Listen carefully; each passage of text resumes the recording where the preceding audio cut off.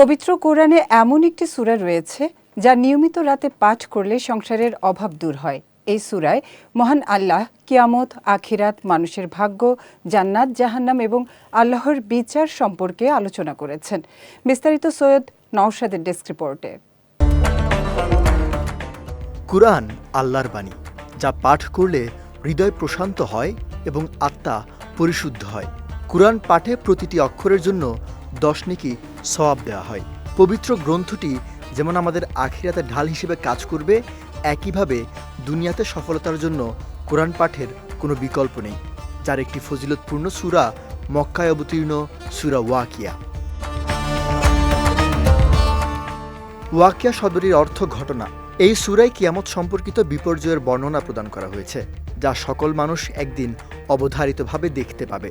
তাই এর নাম ওয়াকিয়া রাখা হয়েছে। এই সূরা কিয়ামতের দিন এবং এর পরবর্তী পরিণতির ব্যাপারে মানুষকে সতর্ক করে এবং আল্লাহর দিকে ফিরে আসার তাগিদ দেয়। আব্দুল্লাহ ইবনে আব্বাস রাদিয়াল্লাহু তাআলা আনহু থেকে বর্ণিত, একদিন আবু বকর রাদিয়াল্লাহু তাআলা আনহু বলেন, হে আল্লাহর রাসূল, আপনি তো বৃদ্ধ হয়ে পড়লেন। তখন নবীজি সাল্লাল্লাহু আলাইহি সাল্লাম বললেন, হ্যাঁ, আমাকে সূরা হুদ, ওয়াকিয়া, মুরসালাত, নাবা এবং সূরা তাকওয়ির বৃদ্ধ করে ফেলেছে।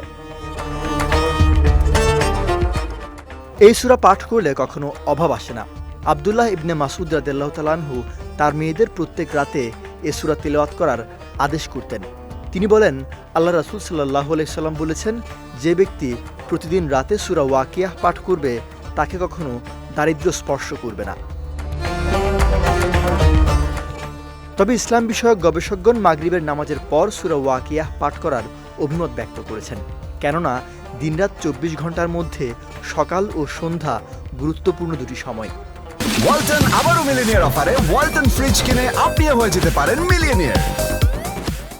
মহান আল্লাহ এই দুটি সময় জিকির করার নির্দেশ দিয়েছেন, আর আমলটি যেহেতু রাতের এবং রাতের নির্ধারিত কোনো সময় বলা হয়নি, তাই সন্ধ্যাবেলাতেই এই আমল করা উত্তম।